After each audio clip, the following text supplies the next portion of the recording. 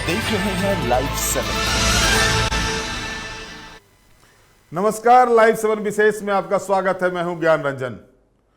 विशेष में आज हम चर्चा करेंगे लंबोदर की चुनौती पर जयराम का जवाब।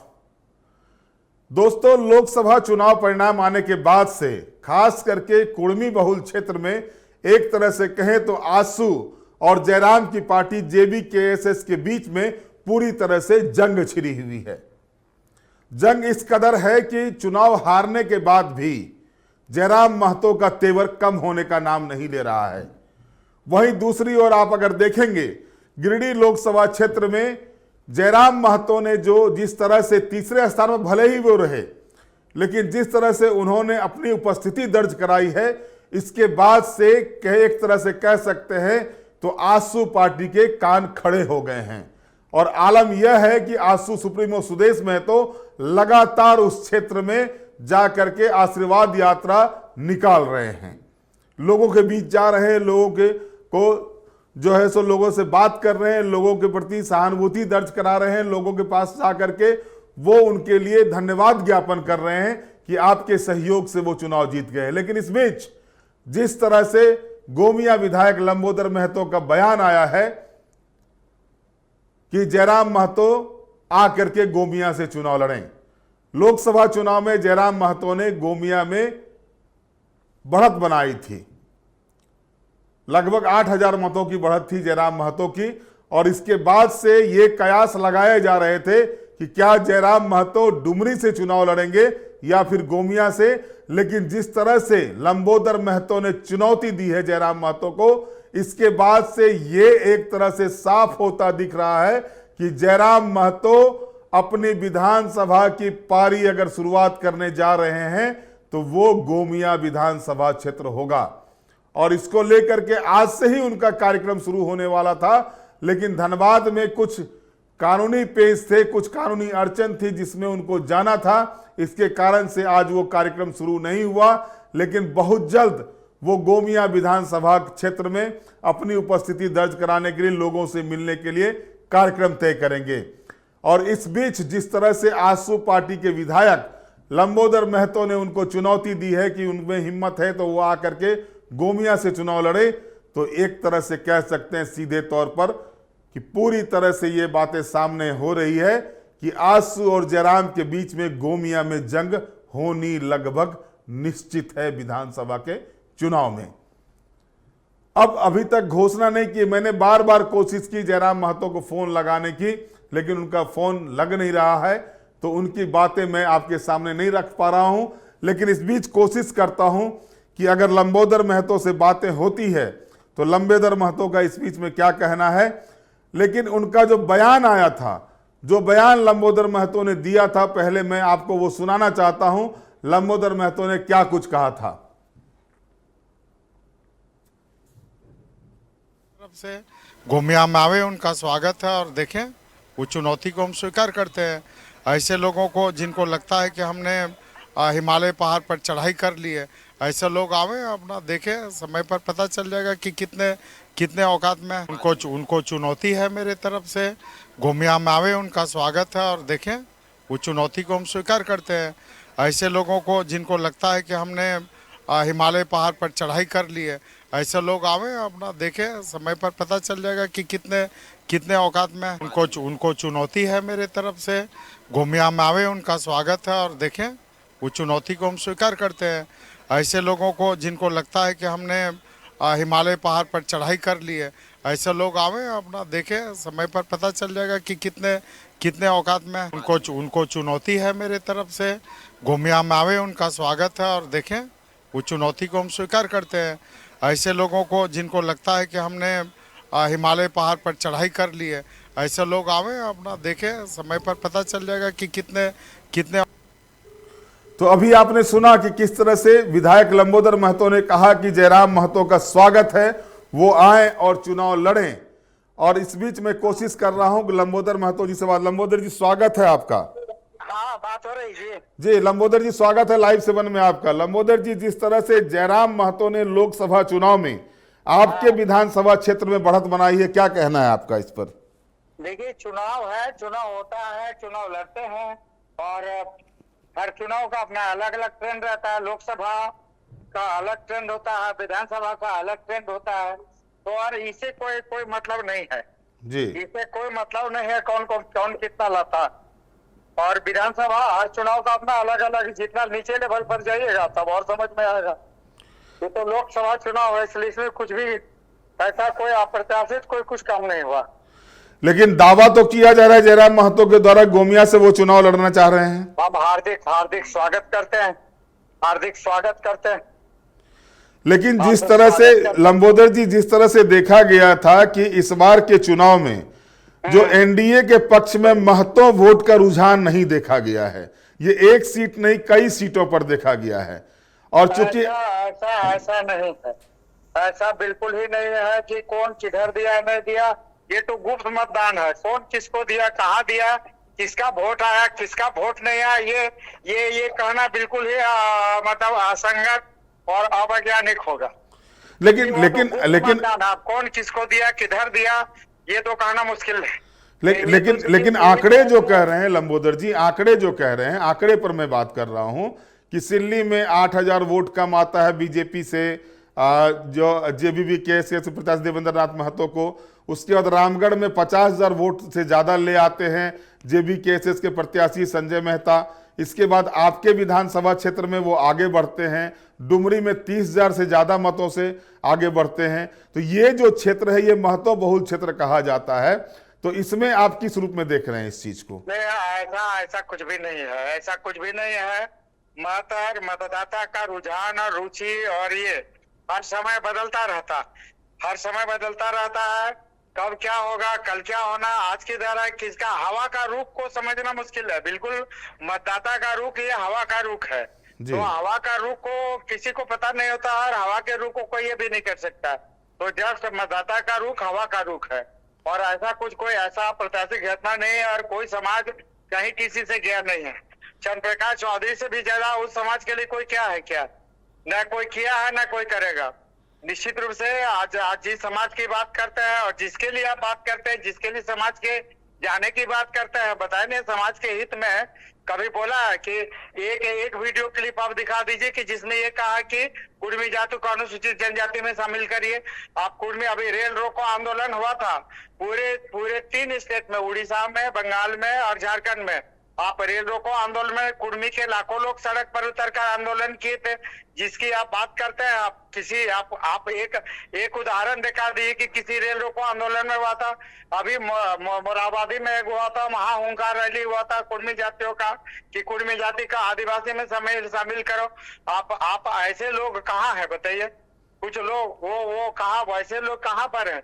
आप देख लीजिए रांची मोराबादी के रैली में कौन कौन लोग गए थे, कौन नहीं थे, कौन सा था, कौन नहीं था। तो आज बहुत सारे ऐसे विषय हैं जिसको आत्ममंथन करने की आवश्यकता है, सभी लोगों को करने की।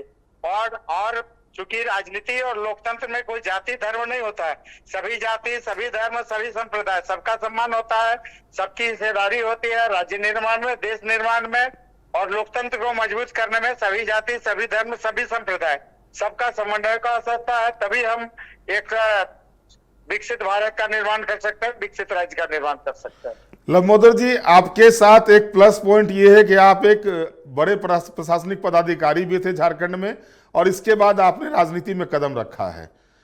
और जो स्थिति आपने देखा है रह करके, लगभग जो है सो 25-30 साल तक आपने सरकारी नौकरी में अपनी सेवा दी है और इसके बाद आप राजनीति में पिछले 5 साल से हैं। जो स्थिति बन रही है उसको देख करके आपको क्या लगता है कि जिस तरह से आदिवासी और कुर्मी के बीच में एक विभेद पैदा किया जा रहा है, इसको किस रूप में आप देख रहे हैं? देखिए, आप पुराना इतिहास उठा के देखिए कि यहाँ के आदिवासी, यहाँ के कुर्मी, यहाँ के मूलवासी, यहाँ के अल्पसंख्यक सभी लोग एकदम पूरे एक सामाजिक, पारिवारिक और इस पूरे संभाव रूप से मिलजुल के समन्वय के भाव से और अभी भी आप देखेंगे तो आज भी एक रिलेशन में चलता है। गांव में चले जाए, ये में चले जाए, समाज में चले जाए, तो एक सामाजिक तारतम्यता, एक सामाजिक संबंध है।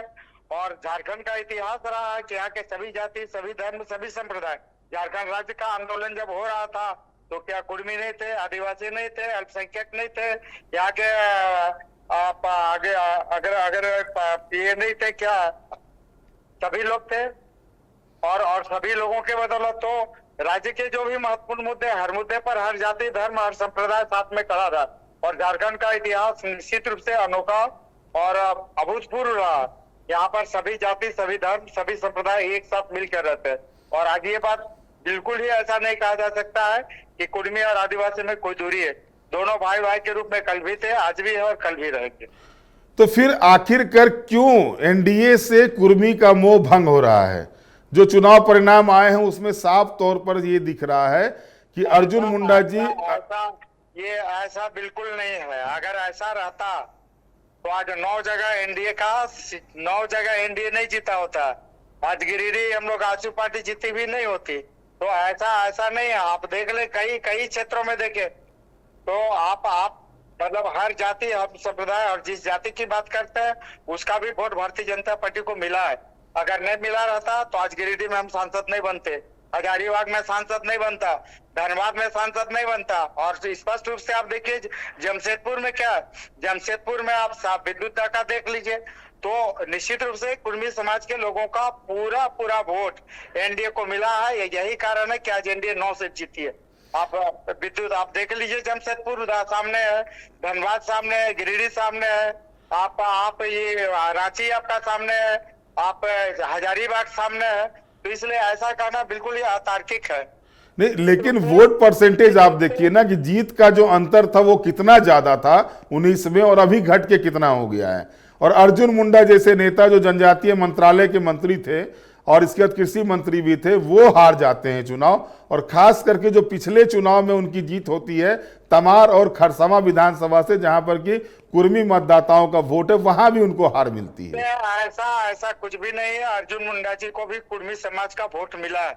और सिर्फ अर्जुन मुंडा जी को ही नहीं बल्कि जितने भी एनडीए के प्रत्याशी रहे, जहां भी कुर्मी समाज के लोग हैं उनका वोट मिला। इसलिए इसको ऐसा करना बिल्कुल नहीं। कुर्मी समाज एनडीए के तरफ वोट शिफ्ट हुआ है, इसको कोई नहीं कह सकता कि नहीं हुआ।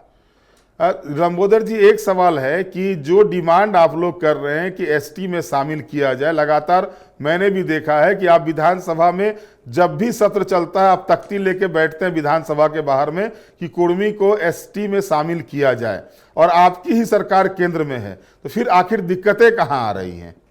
देखिए, निश्चित रूप से आपको जानकारी होगी कि आप जहाँ तक कुर्मी जाति की बात है तो कोई भी जाति आदिवासी में शामिल होने के लिए उसके कई विशेषताएं हैं। और जितनी भी विशेषताएं हैं आदिवासी में, वो सारी विशेषताएं कुर्मी जाति में। अगर हम ऑफिशियली भी अगर बात करें तो 1913 का जो नोटिफिकेशन है, उस नोटिफिकेशन में जो झारखंड की 13 ट्राइब्स है, उस 13 ट्राइब्स की जो सूची थी उस सूची में कुर्मी भी शामिल था, जिनको हिंदू सक्सेशन एक्ट के तहत एग्जेम्प्टेड था। 1931 का नोटिफिकेशन देखे, उसमें भी हमारा वही सेम कंडीशन था कि उसमें भी 13 ट्राइब का सूची झारखंड में था, जिसमें कुर्मी भी शामिल था, जो हिंदू सक्सेशन एक्ट में हम एग्जेम्प्टेड थे। और जब 1950 का संशोधन सूची जारी हुआ तो उस संशोधन सूची में बिना किसी कारण का कुर्मी को डिनोटिफाई कर दिया गया। तो हम तो वही मांग कर रहे हैं कि हम कल नोटिफाइड थे, हम थे, आदिवासी की तमाम विशेषताएं हम में है, हम भी प्रकृति पूजक है, हमारी भी अपनी भाषा, हमारी भी संस्कृति है, हमारी भी प्रथाएं, हमारी भी लोग, तो आदिवासी और कुर्मी में तो सारी समानताएं हैं। और हम थे, नोटिफाइड थे, तो किन कारणों से हमको डिनोटिफाइड किया गया? हम तो वही कह रहे हैं कि आप सरकार हमको फिर से नोटिफाई। तो लंबोदर जी से हमारा संपर्क टूट गया है, लेकिन जिस तरह से उन्होंने कहा कि 1950 के पहले हम लोग नोटिफाइड थे कि कुर्मी जो है वो जनजाति समुदाय में आते थे, आदिवासी समुदाय में आते थे, ये उनका कहना था। लेकिन आखिरकार क्या हुआ 1950 के बाद से, क्या स्थिति बनी, ये एक अलग मामला है। लेकिन अभी के जो चुनाव हो रहे हैं, जो आने वाले विधानसभा के चुनाव हैं, उस चुनाव में क्या स्थिति बनती है ये देखना होगा, इस पर क्या कुछ होता है ये कहना होगा। लेकिन जो लोकसभा चुनाव के परिणाम आए हैं वो परिणाम साफ तौर पर इस बात की ताकीद कर रहा है कि कहीं ना कहीं जो है सो कुर्मी जाति का जो है सो रुझान एनडीए के पक्ष से कम हुआ था। अन्यथा जो स्थिति पिछले चुनाव में थी कि अर्जुन मुंडा जो चुनाव जीते थे वो खरसावां और तमार विधानसभा से लीड लिए थे, 40-40 हजार से ज्यादा वोटों से लीड लिए थे। इसके कारण से वो 1445 वोट से चुनाव जीते थे। लेकिन इस बार उनकी हार होती है। लेकिन जिस तरह से लंबोदर महतो ने कहा और जो बातें सामने आ रही, हमारे साथ लंबोदर महतो जी फिर से जुड़ गए हैं। लंबोदर जी, फोन डिस्कनेक्ट हो गया था, माफ कीजिएगा। तो अब आगे क्या कहना था आपका? 1950 के बाद से क्या स्थिति बनी थी? निश्चित रूप से आज हमारे समाज की यही मांग है कि आप जो हमको डिनोटिफाई कर दिए, आप हमको फिर से शेड्यूल ट्राइब की सूची में नोटिफाई कर दीजिए, यही मांग है। तो आपकी ही तो सरकार है केंद्र में लंबोदर जी। आपको याद होगा कि ये 23 नवंबर 2004 जी अर्जुन मुंडा जी मुख्यमंत्री थे और अर्जुन मुंडा जी के मुख्यमंत्री में और उन्हीं की कैबिनेट में ये निर्णय लिया था कि फिर से झारखंड की कुर्मी को, तेली कोल को और घटवार को जी इसको फिर से अनुसूचित जनजाति की सूची में शामिल करें। और इससे संबंधित निर्णय केंद्र सरकार को अनुशंसा किया गया था। वो अनुशंसा मंतव्य के लिए झारखंड सरकार के पास है। और झारखंड सरकार जो वर्तमान सरकार है, ये इसकी नियत और नीति में खोट है। ये नहीं चाह रही है कि यहाँ की कुर्मी आदिवासी में शामिल हो। इसलिए स्पष्ट अनुशंसा, स्पष्ट मंतव्य राज्य सरकार भारत सरकार को नहीं भेज रही है। निश्चित रूप से हम लोग हमेशा आप देखे होंगे कि विधानसभा में या सरकार पर या हर स्तर पर हम लोग इस बात को उठाते हैं कि सरकार फिर से स्पष्ट मंतव्य भारत सरकार को भेजे कि यहाँ की कुर्मी जाति को अनुसूचित जनजाति में शामिल किया जाए, ताकि भारत सरकार निर्णय ले सके। इसको लेकर के आप लोग का अगला स्टेप क्या होगा? निश्चित रूप से संवैधानिक तरीके से अपनी बात हर स्तर पर रखने का काम करेंगे, सड़क से लेकर सदन तक रखने का काम करेंगे। लंबोदर जी, आप तो 4-4.5 साल से लगातार ही इस मामले को उठा रहे हैं। बात करेंगे जी लंबोदर जी, मैं जो देख रहा हूं विधानसभा की रिपोर्टिंग के दौरान, आप लगातार 4.5 साल से इस मुद्दे को उठा रहे हैं, फिर भी आपकी बातें नहीं सुनी जा रही है। ऐसे नहीं, आप देखे होंगे कि विधानसभा में मेरे कई ऐसे सवाल जिस पर मेरा सरकार का आश्वासन था और उस आश्वासन के आलोक में सरकार ने काम किया है। मैं उदाहरण के तौर पर आपको बताना चाहूंगा कि जो आज सरकार का सर्वजन पेंशन योजना है, वो मेरा विधानसभा में अल्पसूचित था कि झारखंड राज्य में जितने भी छूटे हुए हैं, जिनको पेंशन नहीं मिल रहा है, इनको आच्छादित सरकार करे। और उसी में सरकार का आश्वासन आया था और उसी दिन माननीय तत्कालीन मुख्यमंत्री हेमंत जी ने घोषणा किया था और सदन में घोषणा किया था मेरे सवाल के आलोक में। और आज सर्वजन पेंशन योजना पूरे राज्य में लागू हुआ और अभी वर्तमान में 7 करोड़ 65 लाख ऐसे लोग जो पेंशन से छूटे हुए थे उनको लाभ मिला। आप ओल्ड पेंशन स्कीम की बात करिए, मेरे विधानसभा में उठाया हुआ था। विधानसभा में सरकार का आश्वासन था, उस आश्वासन के आलोक में आज सरकार ने ओल्ड पेंशन स्कीम लागू किया। हम लोग जातीय जनगणना के लिए बराबर बात करते रहे। आज जातीय जनगणना का सरकार को निर्णय लेना पड़ा। जातीय जनगणना लगातार हम लोगों ने सदन में उठाने का काम किया। उसके बाद अब कई ऐसे विषय, आज 1932 खतियान आधारित स्थानीय नीति की बात करें, ओबीसी को 27% आरक्षण देने की बात करें। आप सदन का प्रोसीडिंग उठा के देखिए कि हम लोगों ने कितनी बार रखा, कितनी बार सरकार ने यही तो मैं भी कह रहा हूँ लंबोदर जी, लंबोदर जी मैं भी यही बात कह रहा हूँ। आलोक में सरकार आगे बढ़ी है। लंबोदर जी मैं भी यही बात कह रहा हूँ। जब विधेयक सरकार का सदन में आया है, आजसू पार्टी सर्वसम्मति से उसके सरकार मैं आपको रोकना चाहूंगा लंबोदर जी। मुद्दों पर आजसू पार्टी सरकार के साथ खड़ी रहेगी। लंबोदर जी, मैं आपको रोकना चाह रहा था कि मैं भी यही बात कह रहा था जो आप कह रहे हैं। आपने मुद्दे उठाए, लेकिन कुर्मी को जनजाति वाले मामले में आपने गैर सरकारी संकल्प भी लाया था। जी जी, मुझे जहां तक याद है कि 2023 में आपने गैर सरकारी संकल्प लाया था मानसून सत्र के समय। तारांकित में, अल्पसूचित में सवाल करने की जितने भी माध्यम है, सारे माध्यम से हम लोगों ने कुर्मी को आदिवासी में शामिल करने के बात को लाया था और आगे भी संवैधानिक तरीके से इन बातों को हम लोग लाते रहेंगे जब तक कि सरकार निर्णय नहीं लेती है। तो क्या केंद्र सरकार से इस मामले को लेकर मिलने जाएंगे आप लोग? निश्चित रूप से आपको याद होगा कि माननीय सांसद चंद्रप्रकाश चौधरी जी, माननीय सांसद विद्युत बरन महतो, माननीय सांसद ज्योतिर्मय महतो जी, इनके साथ हम लोग माननीय राष्ट्रपति महोदय से मिला था कि कुर्मी 3 स्टेट झारखंड, उड़ीसा, पश्चिम बंगाल कि कुर्मी को आदिवासी में शामिल करे। और महामहिम राष्ट्रपति से हम लोगों ने मिला था, महामहिम राष्ट्रपति का निर्देश संबंधित कल्याण मंत्रालय में गया भी था, जिसका हम लोगों को सूचना भी आई है। तो जी बिल्कुल बिल्कुल सही सूचना है, बिल्कुल सही सूचना है आपके पास। पीएमओ से भी तीनों स्टेट के कल्याण मंत्रालय को लेटर गया हुआ है। तो क्या एक मर्तबा जो नई सरकार बनी है नरेंद्र मोदी जी की नेतृत्व में, क्या एक मर्तबा फिर आप लोग डेलीगेशन लेके जाएंगे प्रधानमंत्री से मिलने के लिए? बिल्कुल बिल्कुल, इन सारे विषयों को लेकर हम लोग जो नई सरकार बनी है केंद्र में, उसके संज्ञान में लाएंगे। चलिए, बहुत बहुत धन्यवाद लंबोदर जी, आप हमारे साथ जुड़े, बहुत बहुत धन्यवाद आपका। धन्यवाद धन्यवाद। तो साफ तौर पर देखा कि जिस तरह से लंबोदर महतो जी ने कहा कि उन्होंने कई मर्तबा विधानसभा में इस मामले को उठाया और राज्य सरकार की इच्छा शक्ति नहीं है कि वो कुर्मी को जनजाति सूची में शामिल करे, और इसको लेकर के ये बातें सामने आ रही हैं, इस तरह की बातें हो रही हैं।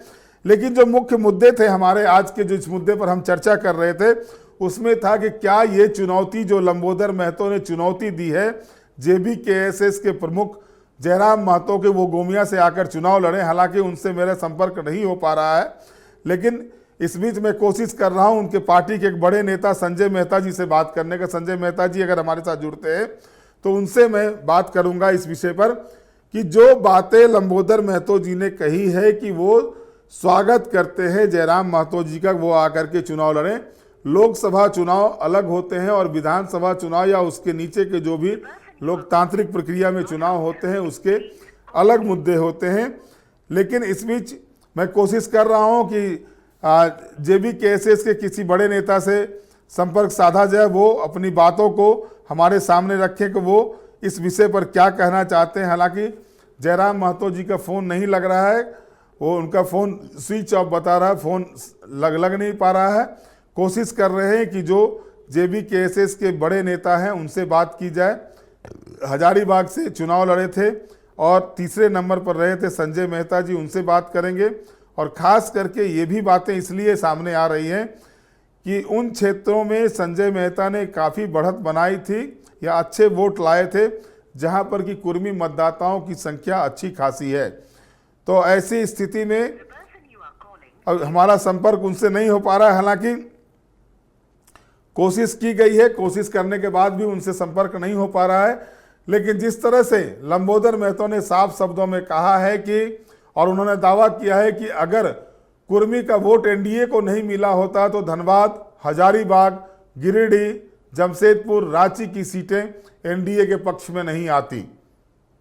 खैर ये तो अलग बात है, लेकिन अगर आप आकलन करेंगे तो इन्हीं जगहों पर, जिन सीटों पर जमशेदपुर को छोड़ दिया जाए तो हजारीबाग संसदीय क्षेत्र के 2 विधानसभा क्षेत्र जहां पर कि कुर्मी मतदाताओं की बहुलता अच्छी खासी है, डिसाइडिंग रोल अदा करते हैं, रामगढ़ और मांडू, वहां पर जो है JBKSS के कैंडिडेट को अच्छा वोट मिला है।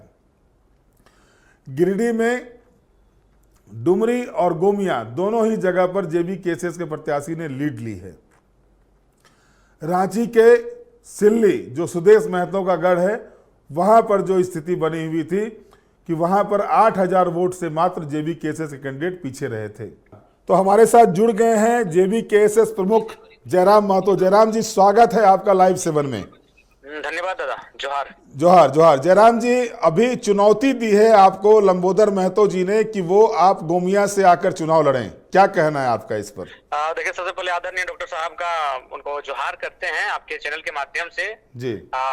वैचारिक मतभेद हो सकता है, राजनीतिक मतभेद हो सकता है, लेकिन एक ब्यूरोक्रेट को संभाल करने वाले लोग हैं, राजनीति में 5 वर्ष पूरे होने को हैं और एक डॉक्टरेट की उपाधि धारण किए हुए एक अति विवेकवान व्यक्ति हैं। लेकिन मेरे हिसाब से अगर हम उस चुनौती को देते, मेरी आयु 29 साल है, तो शायद शोभा देता सजता, लेकिन एक जेंटलमैन होकर इस प्रकार की अगर चुनौती प्रस्तुत कर रहे हैं तो हम कहना चाहेंगे आपके चैनल के माध्यम से कि उनकी चुनौती को हम सहर्ष स्वीकार करते हैं, लेकिन एक शर्त है कि और 2 बार उसी लय में, उसी टन में और उसी अंदाज में माननीय डॉक्टर साहब चुनौती प्रस्तुत करें, उस चुनौती को हम सहर्ष स्वीकार करेंगे। अभी आपसे बात करने के पहले फोन लाइन पर वही थे, मैं लगातार आपको फोन लगा रहा था, किसी कारणवश आपका फोन नहीं लग रहा था। क्योंकि सुबह से हम लोग घर से निकले थे, 3% चार्ज था तो ऑफ हो गया था। जी जी, पता था कि आप धनबाद भी गए हुए तो कुछ आपके। जी हाँ, कोर्ट में आज 2 केस का बेल था। जी जी जी, वो जानकारी मिली थी मेरे पास। तो जी, खैर जी, चलिए ठीक है। तो जयराम जी काफी मेहनत कर रहे हैं आप, लेकिन जिस तरह से इस लोकसभा चुनाव में आपने 2 विधानसभा क्षेत्र में बड़ी बढ़त बनाई है, जी, और जी। दोनों ही विधानसभा क्षेत्र अगर कहा जाए तो आजसू के गले से उस क्षेत्र सीट को निकाला है आपने, तो क्या आगे के दिनों में सबसे बड़ा खतरा जयराम महतो आजसू के लिए बन रहा है? नहीं नहीं, देखिए डुमरी जेएमएम का गढ़ था, गोमिया वर्तमान में आईसू का गढ़ है। तो ऐसी परिस्थिति में जिन 2 सीटों से मैं लीड कर रहा हूँ, वो 2 सीटें 2 अलग अलग दलों के जी। हैं। यानी किसी राजनीतिक दल के विकल्प के रूप में हम लोग नहीं है। हम लोग एक व्यवस्था को बदलाव करने, एक नई सोच को स्थापित करने, उस आधार को स्थापित करने के लिए हम लोग राजनीति में आए हैं। अब कहाँ तक सफल होंगे ये हमारा प्लानिंग और जनता का आशीर्वाद ये तय करेगा।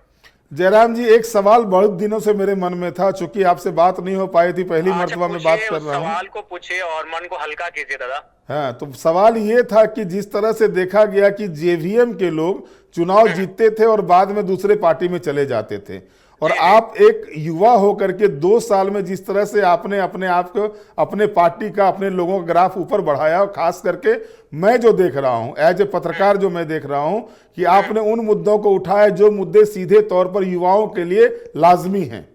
जी जी। और इन मुद्दों को लेकर के जब आप आगे बढ़ रहे हैं, तो क्या लगता है कि अगर आप सफल होते हैं अपने रणनीति में, तो क्या फिर उस तरह की नौबत आती है तो आपका स्टेप क्या होगा उस पर?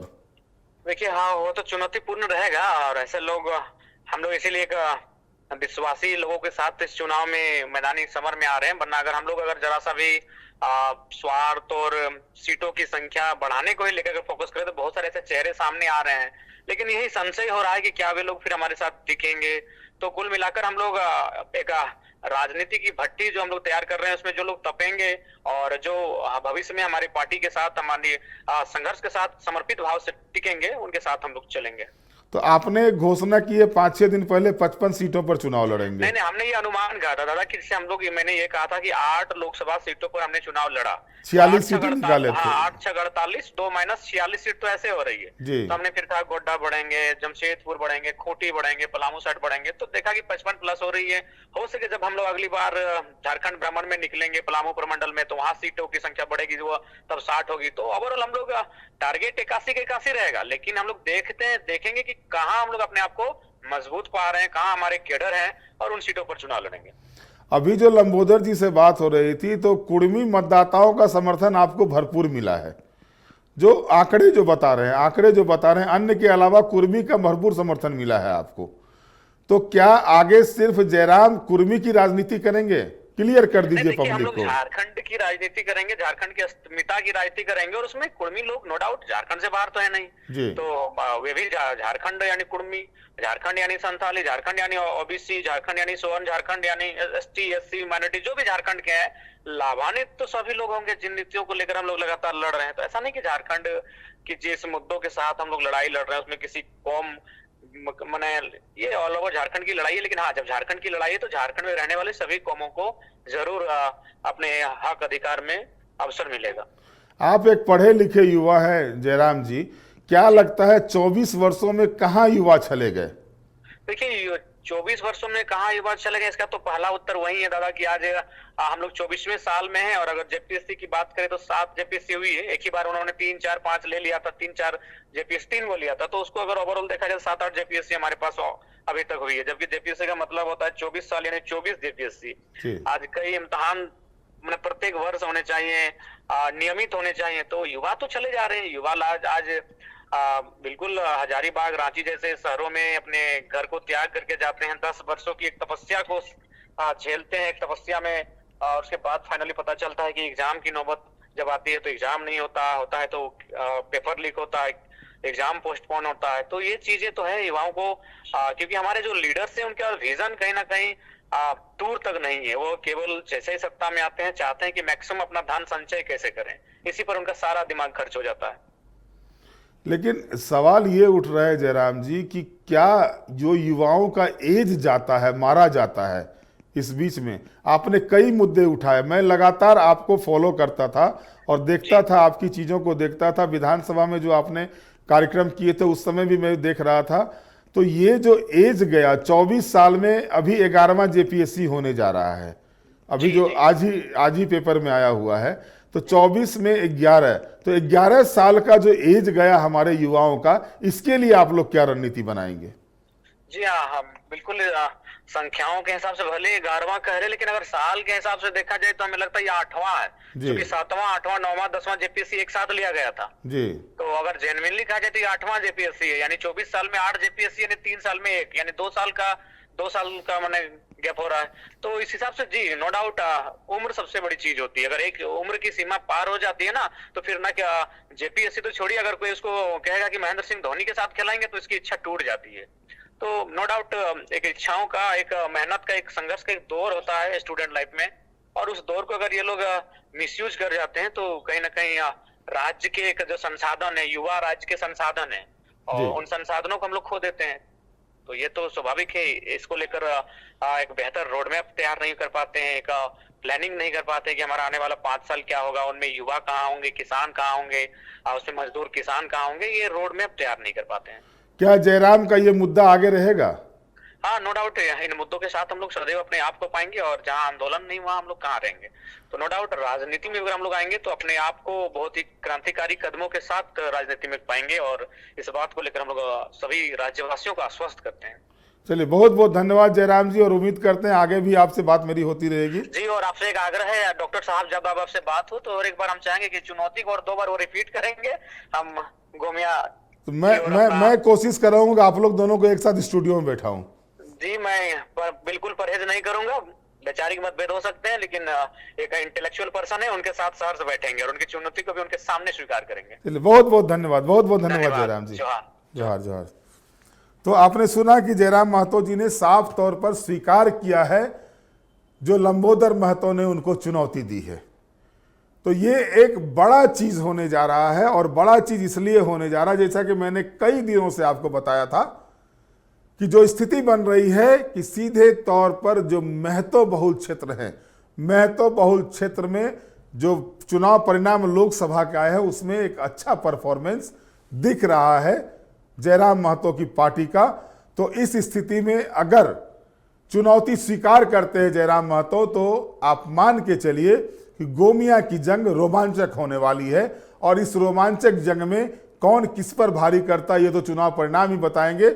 लेकिन मुद्दों की अगर हम बात करते हैं तो नो डाउट इसमें कोई दो राय नहीं है, लंबोदर महतो ने भी लगातार उन मुद्दों को उठाया विधानसभा के पटल पर जब से वो विधायक बने हैं, कि जो मुद्दे सीधे तौर पर युवाओं से, छात्रों से और झारखंडी अस्मिता से जुड़ा हुआ है, और उन्हीं मुद्दों को अगर आप देखें तो लेकर के जयराम महतो भी चल रहे हैं।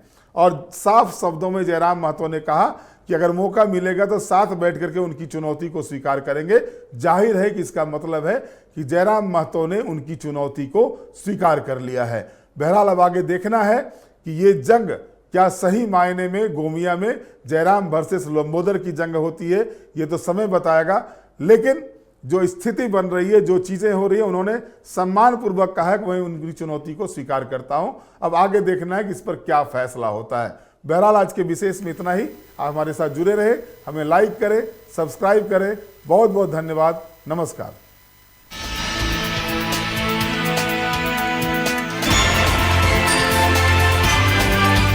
आप देख रहे हैं लाइव 7।